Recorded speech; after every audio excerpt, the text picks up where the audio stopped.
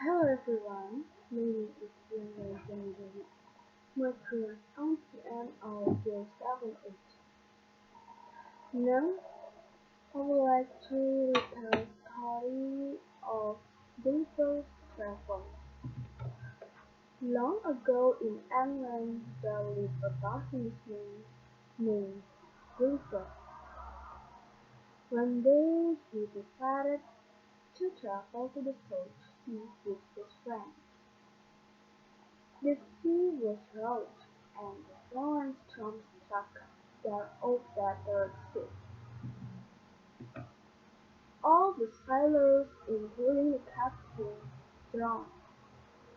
Even Gulliver's friends could not be found. Gulliver was saved only because he held on tight to a large wooden plank. He swam against the waves for hours and finally found himself near a piece of land.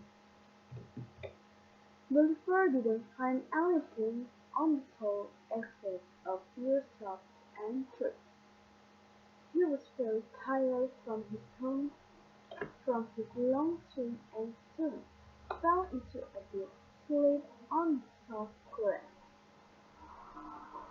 When Gulliver woke up, he found that his arms and legs had been tied to the ground. Thin stretchy ropes were slung across his shoulders and chest and would not let him move.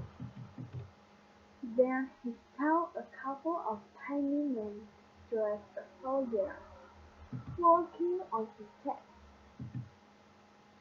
and the tiny men could talk that they had captured Gulliver and took him as their prisoner. They told Gulliver that they were taking him to their capital city called Gulliver. Hundreds of Europeans swarmed around to see the giant. They said Gulliver candy green apples and bright yellow bananas and would bread home which rode 2,000 long journey towards Gulliver. They arrived in the capital city. Gulliver was astounded to see an entire world, world of tiny trees, houses, animals, and men all around him. And then he was brought before the king. He knelt down before the king and asked him if he could see a Lilliput. The Lilliputians no longer thought that Gulliver was a giant sent to betray them. They started to threat him. One day the king invited Gulliver for his first celebration. Suddenly a fire broke out in the palace.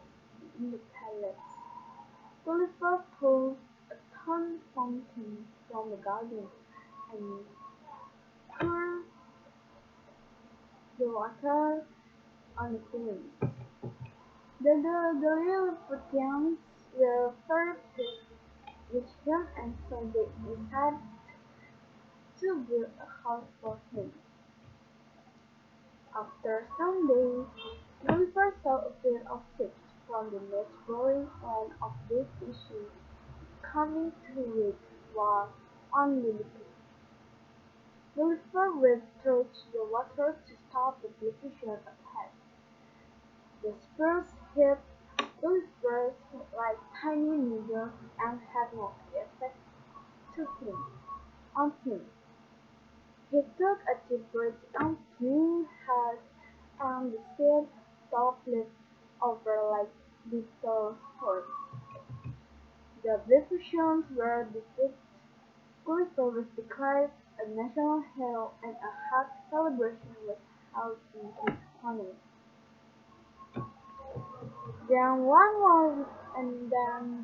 morning, as Gulliver was sitting by the sea, He saw a half-cloud floating out on the water and he was reminded of his family. Gulliver expressed his wish to the king to return home. The king ordered his men to build a ship for him. The Lilliputians used the rock to make a beautiful boat. All the Lilliputians gathered on the dock to bid farewell to Gulliver. His guest held some animals as gifts cows, horses, and sheep. They made sure that he had sufficient food and other necessities for his long journey. Gulliver bid the Lilliputians farewell. Gulliver was sailing for many days until finally he spotted a ship. They rescued him and brought him home to England. His friends were amazed to see the tiny animal. Gulliver told them too of his adventure in the land of Lilliput, and because his memories were so fond, Gulliver decided that he would travel back to Lilliput again. Thank you. That's all of that's all about